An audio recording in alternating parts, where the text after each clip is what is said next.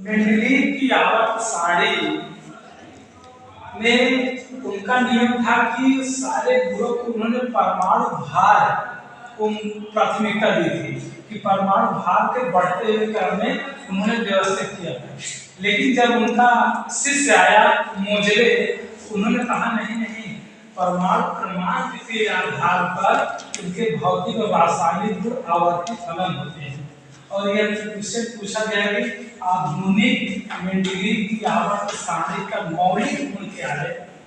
तो यही है कि उसके जो तत्व होते हैं उनके भौतिक और रासायनिक गुण उनके परमाणु क्रमांक के आवर्ती फलन होते हैं।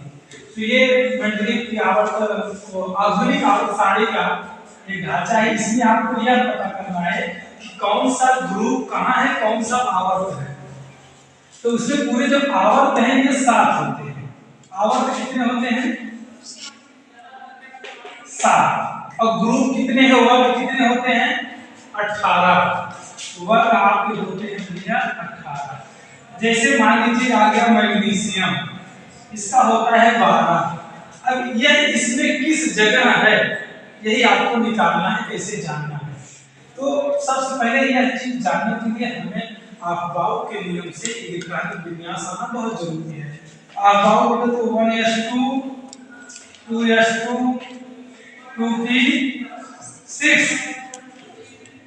और 3s2, यही है ना इसका इलेक्ट्रॉनिक विन्यास।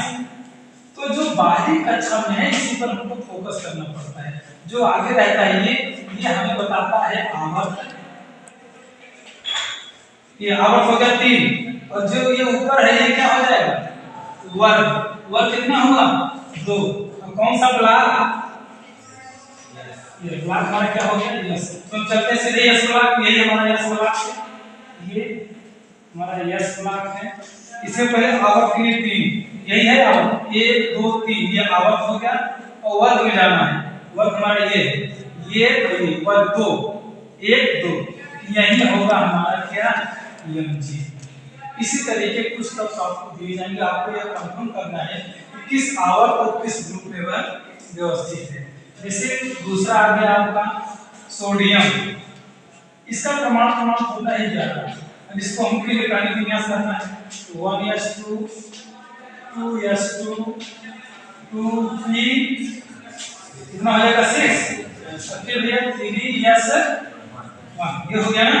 अब यह किस आवर्त और किस ग्रुप में है, किस ब्लॉक में है? जो यहाँ आगे लिखा रहेगा वह क्या बताएगा आपको? आवर्त 3 और वर्ग कौन सा? 1। हाँ, वर्ग जो ऊपर लिखा है 1, और ब्लॉक आपको दिया ही नहीं।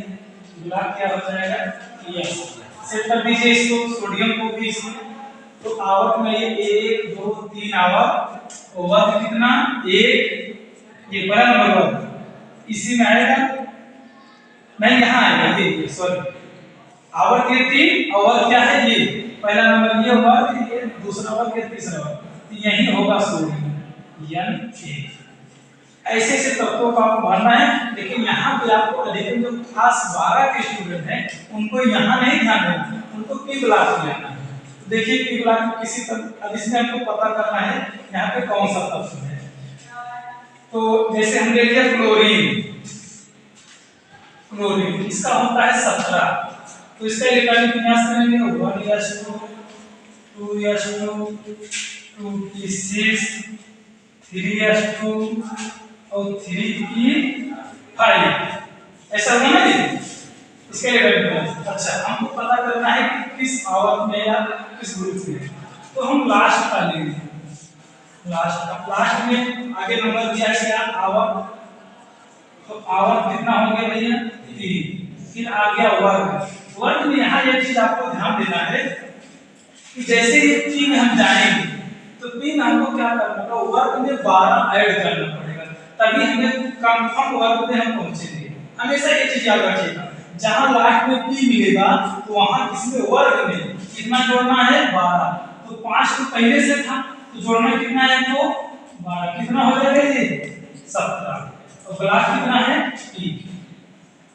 ब्लॉक है आपका p। बस यही थोड़ा सा ध्यान आपको देना है, जहां p हमें मिलेगा वहां उसके वर्ग में हमें 12 ऐड करना ही करना है।